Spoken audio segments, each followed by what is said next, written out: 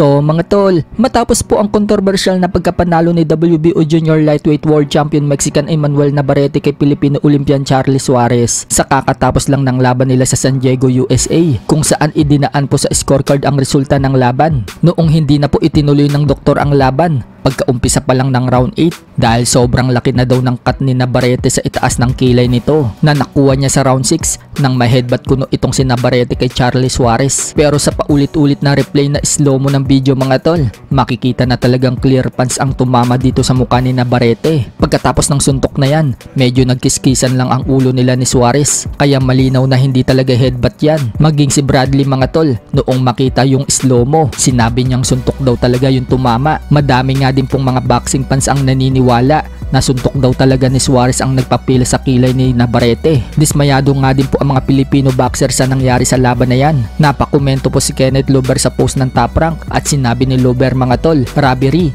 fake champion. Dagdag pa ni Lover mga tol, noong makita daw nila na dihado ang bata nila at nakakabawi na daw si Suarez, doon na daw sila nagpasyang headbutt. Naging bulag na daw sila. Wala daw kwentang champion.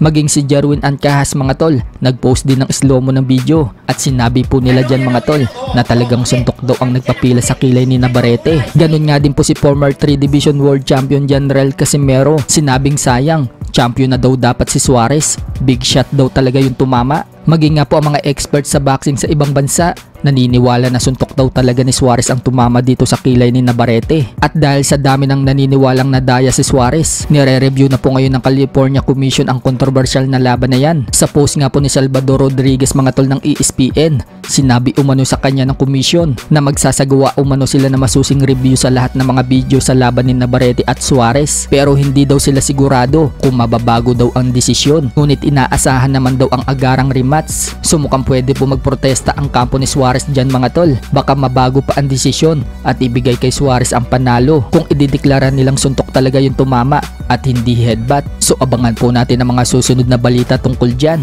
Pero sure naman mga tol na magkakaroon ng rematch dahil yan ang sinabi ng California Commission. Nagsalita na nga din po si Charlie Suarez mga tol. Sinabi niyang tinamaan daw talaga niya itong si Navarrete. Malungkot umano siya dahil natalo siya, pero handa daw ulit siyang lumaban at humihingi ngayon siya ng rematch kay Navarrete. Kung titingnan mo nga daw ang slow-mo, hindi naman daw talaga yun headbutt. Suntok daw talaga niya ang tumama. Hindi din daw nag-contact ang ulo nila ni Navarrete. Sa tingin nga daw ni Suarez mga tol, mga late rounds, mananockout na daw niya si Navarrete. Hindi na daw ganong kalakas ang suntok ni Navarrete dahil pagod na daw ito. Yung round 7 naman daw na nakita ng lahat na parang nasaktan siya sa body shot ni Navarrete, hindi daw siya nasaktan doon. Sinadya lang umano niya yon. Kumbaga diskarte daw niya yung para makounter itong si Navarrete. Pero pagdating kay Navarrete mga tol, pinagpipilitan po niyang na headbutt siya. Pagkatapos daw kasi siya masuntok ni Suarez, nauntog daw ni Suarez ang kilay niya. Sa katunayan, ayaw pa nga daw niya dapat ipatigil yung laban sa round 8, kaso wala na daw siyang nagawa dahil ipinatigil na daw ng doktor.